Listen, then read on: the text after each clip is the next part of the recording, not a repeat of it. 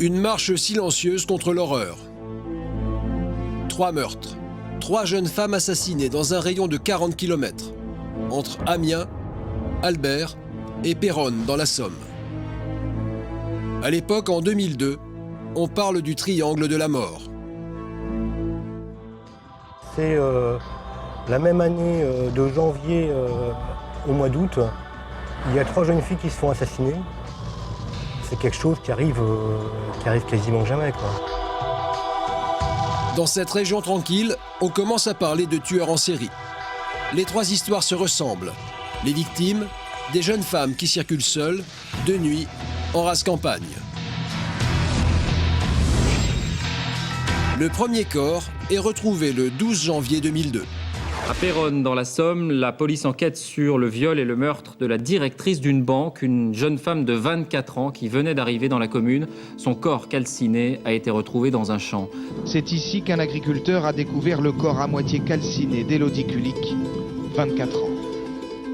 Ouais, voilà Élodie, vous voyez. Toute souriante, toute belle. Si vous aviez vu dans quel état ils me l'ont mise, c'était quelque chose d'épouvantable à voir. Elle était vraiment était violée, il faut savoir qu'elle était violée, hein, torturée, brûlée en partie. Hein, brûlée, bien sûr, pour effacer les traces d'ADN comme ils font maintenant. Et cette pauvre fille a dû souffrir énormément, quoi. Pour avoir vu Élodie à la morgue avec ma femme, on ne peut pas dire qu'elle a été partiellement brûlée, c'est une image qui nous restera toujours. Elle a été entièrement brûlée, oui. Oui.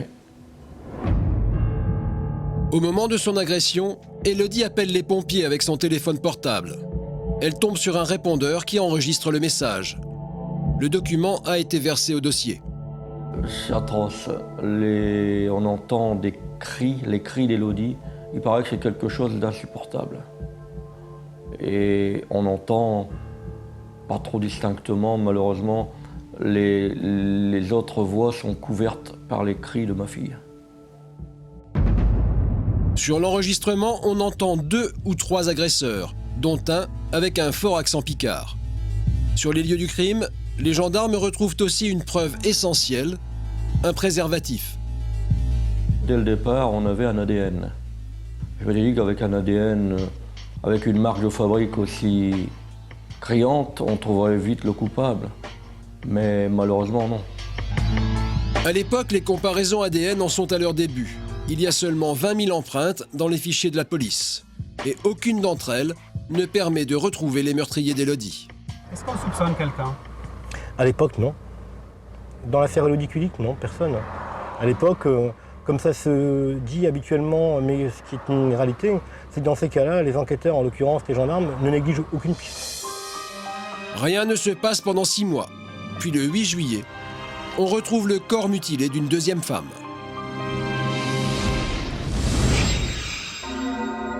La victime s'appelle Patricia Leclerc. On retrouve son corps derrière un ballot de paille, dans un champ de Ville-sur-Ancre. Elle avait 19 ans. Elle était dans un état, disons, ça fait toujours mal d'en parler. Cette fille était complètement disloquée. Elle était à demi dévêtue. Hein. Dès le départ, on a constaté que c'était vraisemblablement un crime, disons, commis par un maniaque, un crime sexuel. Et là, bien évidemment, on se pose tout de suite la question de savoir est-ce que ça pourrait pas être le même, le ou les mêmes personnes. On se pose tout de suite la question. Patricia a croisé son assassin sur cette petite route. Elle venait de finir son service le soir dans un fast-food d'Albert. Elle rentrait chez elle à vélo. Son meurtrier roulait en voiture. Il va la dépasser. Il va venir s'arrêter à hauteur de ce monument, qui est ici, qui va garer sa voiture légèrement en retrait sur le côté ici.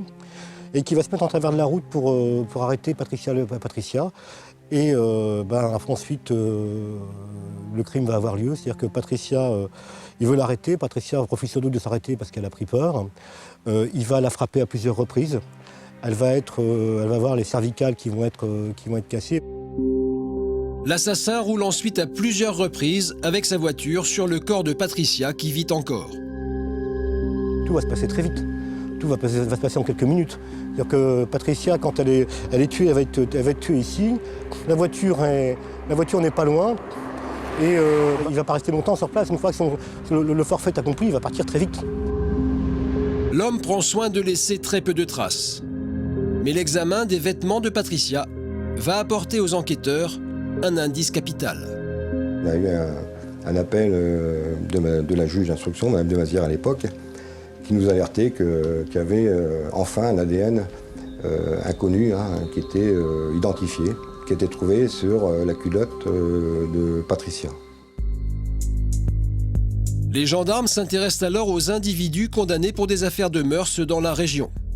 Au total, une centaine de personnes.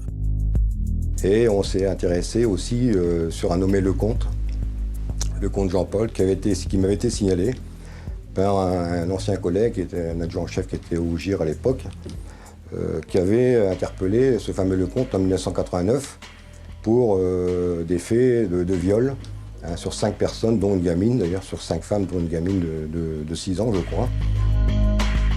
Lecomte est resté 13 ans derrière les barreaux. Au mois d'août, quand les gendarmes le convoquent, il vient à peine de sortir de prison. Alors là, il était tout à fait serein.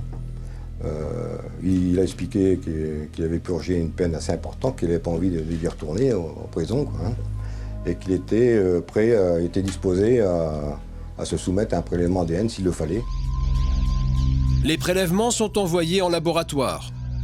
Mais 6 semaines plus tard, alors que les résultats ADN ne sont pas encore connus, un 3e cadavre est retrouvé à quelques kilomètres.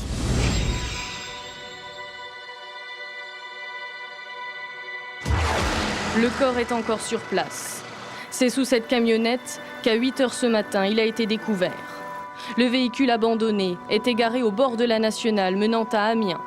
En voulant déplacer la camionnette, les gendarmes ont découvert le corps d'une jeune femme coincée sous l'avant. C'est le corps de Christelle Dubuisson. Elle avait 18 ans. Alors là, quand le 3e meurtre arrive, là, on se dit que là, pour le coup, on commence à avancer, à réfléchir, moi le premier, très fort à la thèse de quelque chose d'un tueur en série. Les similitudes sont nombreuses avec le meurtre de Patricia. Le crime a lieu la nuit, sur une route déserte. Christelle rentre chez elle à pied. Son tueur la prend en stop.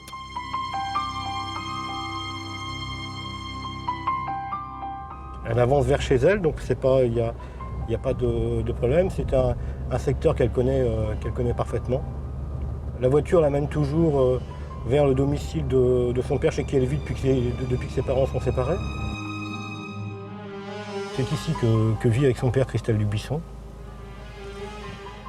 Et là, à mon avis, elle doit commencer à s'inquiéter parce qu'au lieu de s'arrêter ici pour qu'elle puisse descendre, à quelques pas du tabac où elle est habituée à acheter ses cigarettes, le fourgon va continuer sa route.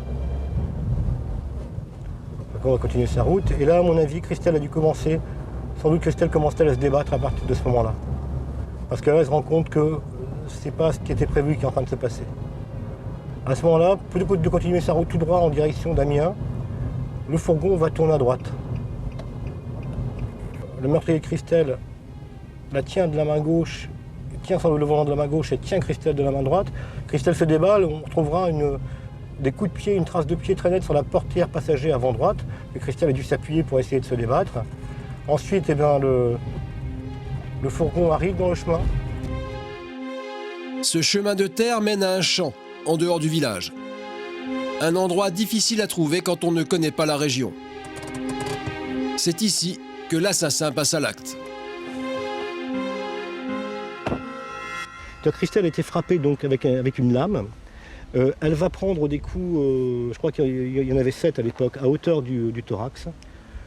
On va retrouver cette mare de sang qui peut correspondre à du sang qui coule. Après, Christelle va être devant le fourgon. On peut imaginer qu'elle est dans les phares du fourgon et que son meurtrier est derrière. Et qu'il la prend en chasse. Il la pousse, en quelque sorte. Il la pousse et Christelle va essayer de trouver son salut en arrivant devant ce talus, en essayant sans doute, à mon avis, de grimper. Mais à ce moment-là, ses forces ont commencé à l'abandonner. Elle va s'effondrer.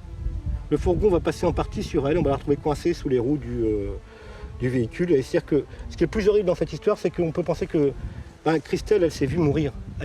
Christelle s'est vue mourir. Le tueur prend soin de ne laisser aucune trace ADN sur le lieu du crime. Les enquêteurs retrouvent simplement ce fourgon blanc.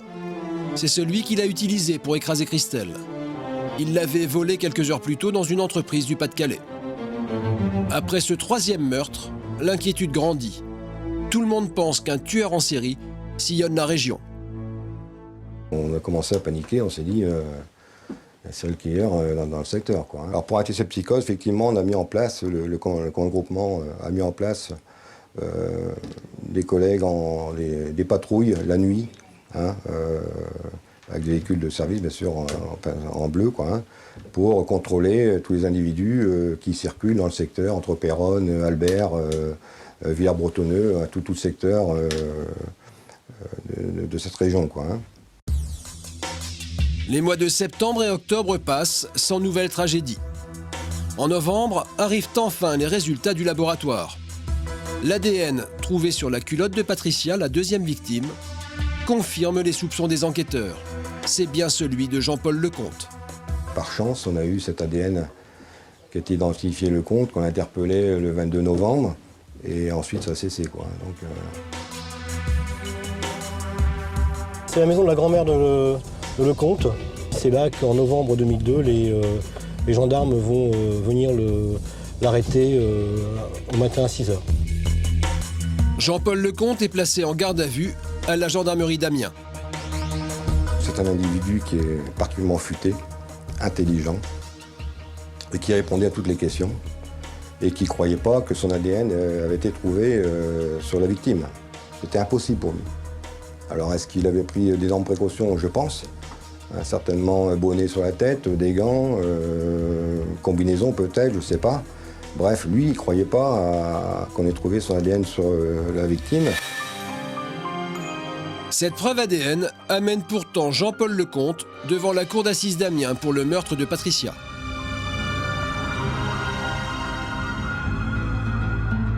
Le procès commence le 31 janvier 2005.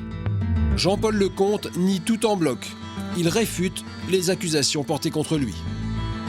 Voilà véritablement un homme absolument terrible qui va affronter tout le monde avec une violence, la famille de la victime, les témoignages, qui va les regarder avec mépris, qui va invoquer Gandhi et tous les sages de la terre pour dire qu'il est totalement innocent, alors même qu'on a, comme vous l'avez dit, une preuve extrêmement évidente de sa présence sur les lieux et du caractère criminel du meurtre de Patricia Leclerc.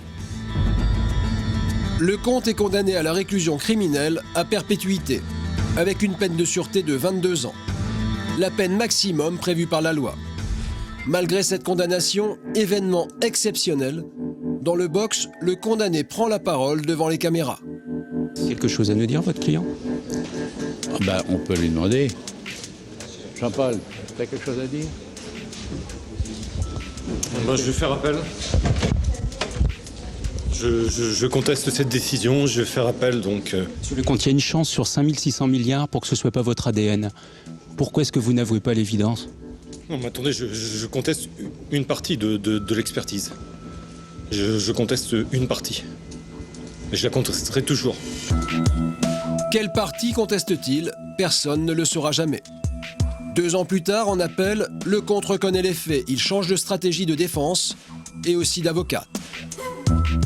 Il a donné des détails, il a dit comment les choses s'étaient passées, en sincérité, avec authenticité. Voilà, donc je pense qu'il aurait pu très bien dire je reconnais les faits, s'asseoir et ne plus dire un mot. Ça n'a pas été le cas. Les aveux de Lecomte ne changent rien au sentiment des jurés. Il est condamné une 2e fois. il va prendre la réclusion criminelle à perpétuité, mais il va être reconnu coupable non seulement du meurtre, mais également du viol de Patricia Leclerc, au grand soulagement de sa famille qui est là.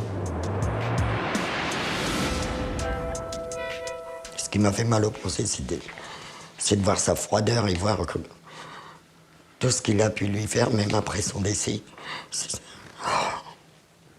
C'est impensable de faire des choses pareilles, même une bête, on le fait pas. Votre pot de colle. Pauvre chérie. Ça, je n'aurai plus jamais. Parce qu'elle me disait toujours, ma tata, moi. Ça va le manque. Moi, j'en ferai jamais mon deuil.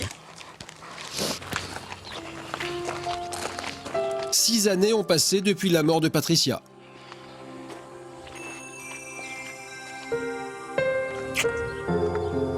Je t'aime, ma nénette. Tu vois, on est encore là pour toi, ma puce. Je t'aime, mon petit cœur. Le comte doit passer au mois de novembre devant la cour d'assises d'Amiens pour le meurtre de Christelle. L'oncle de Patricia attend beaucoup de ce procès. Qu'il soit vraiment incarcéré, mais à vie, mais qu'il ne sorte plus jamais. Qu'il avoue avant. Et qu'il avoue ce qu'il a fait, oui. Parce que s'il fait comme il nous a fait à Amiens, il n'a pas avoué, il a avoué qu'à Beauvais. J'espère qu'il ne fera pas subir ça aux autres. Les autres, ce sont les membres de la famille de Christelle Dubuisson, la dernière victime. Pour eux, l'affaire n'est pas encore terminée. Le comte est mis en examen dans le meurtre de Christelle, mais aucun ADN n'avait été retrouvé sur place. L'accusation s'appuie sur un autre indice, la boue retrouvée sur le cyclomoteur de Jean-Paul Lecomte et sur le fourgon qui a servi au tueur. Lorsque les gendarmes vont intervenir pour arrêter M. Lecomte dans le cadre de l'affaire Patricia Leclerc, ils vont saisir un cyclomoteur. Sur le cyclomoteur, on va saisir des minéraux sur le carter du moteur, des minéraux qui correspondent aux minéraux qui se trouvaient dans la cour, et rien que dans cette cour, de l'endroit où le fourgon qui a servi à écraser Christelle a été volé. Christelle, Patricia, il y a bien des similitudes entre les deux meurtres. Il y a véritablement une continuité criminelle. On est dans la proximité du domicile de Jean-Paul Lecomte. On a des indices qui sont liés aux précédents faits, à la méthode du tueur, à sa manière d'aborder la victime et sa manière de la laisser morte. Et on a des éléments d'expertise technique qui nous permettent de rapprocher le meurtre de Christelle de Jean-Paul Lecomte. Alors Jean-Paul Lecomte est-il un tueur en série? Moi, j'ai eu M. Lecomte en appel. Il a été jugé pour un crime. Pour moi, il y a un crime.